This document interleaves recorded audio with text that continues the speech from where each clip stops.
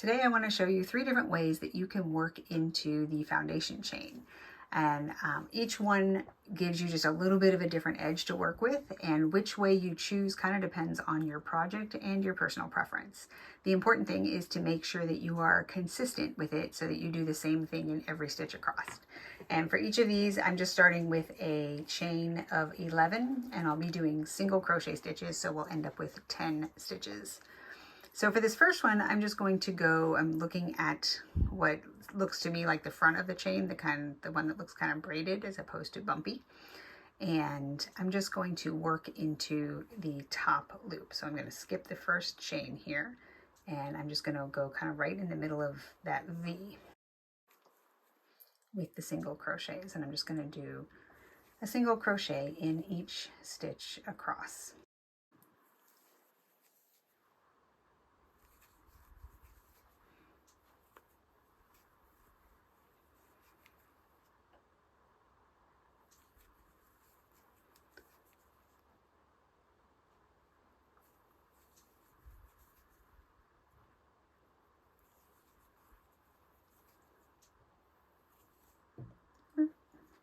Back.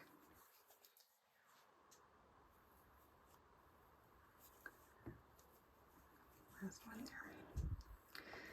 And you can see we got our V's on the top of our stitches here, and then we've got kind of a little spiral look almost on the bottom, and just a single line along the bottom of our stitches there. Now I'm going to leave a big loop here and pull my hook out. And for this next one, we're going to work in the other side of the chain. So I'm going to kind of turn my chain upside down. So instead of working in the front braided side here, I'm going to go here and then turn it over, and then but still work in what looks like the top loop. So skip the first one here and go in here, and we're going to go in the top loop of the underside here and make our stitches as we go across. And this will just give us a little bit different of an edge. It gives you 2 free loops to work in. So this one is good for if you are working in the round with something, because then it gives you those 2 loops to choose from as you work back around the other side. Some people like the way that looks, as opposed to just the single loop from the other one that I showed you, where you have 1 free loop to work with, and sometimes that can create a little bit extra of a gap as you're working around the other side of your foundation chain. And I made my slip knot tight. There we go.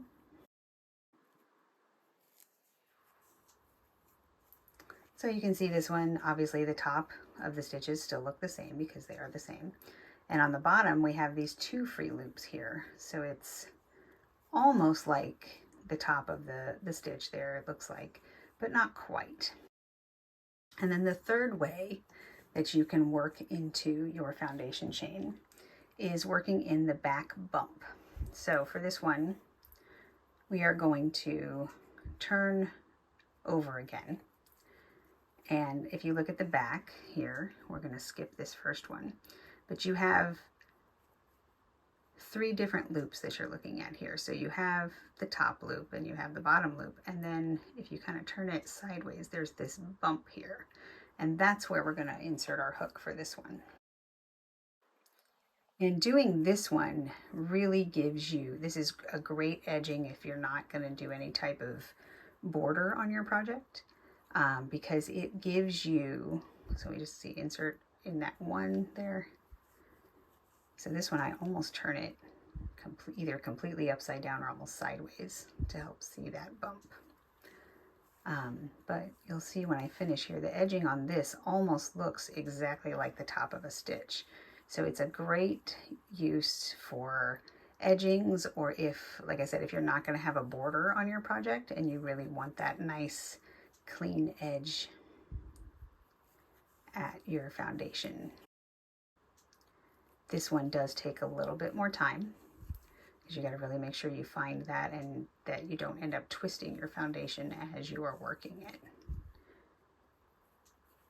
But if you need that neat edge, it is definitely worth the few extra seconds it takes to work that. So there again, you can see that's the top of our stitches, but then this is the bottom, and it looks, you still have a row of V's there, just like you would have at the top of the stitch. And then you can see it's just kind of, I don't know, it's a very neat edge there. I'm going to take my hook out of the way and line these up so that you can see all three. So this one is working in the back bump. This one we worked in just the back loop, the top back loop, we turned it over.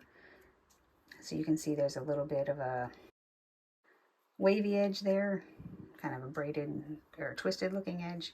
And then this is just working in the front of the stitch, and that gives us that kind of spiral looking edge. None of these is right or wrong, unless of course your pattern specifies one. So I encourage you to experiment with all of them and see which is your favorite.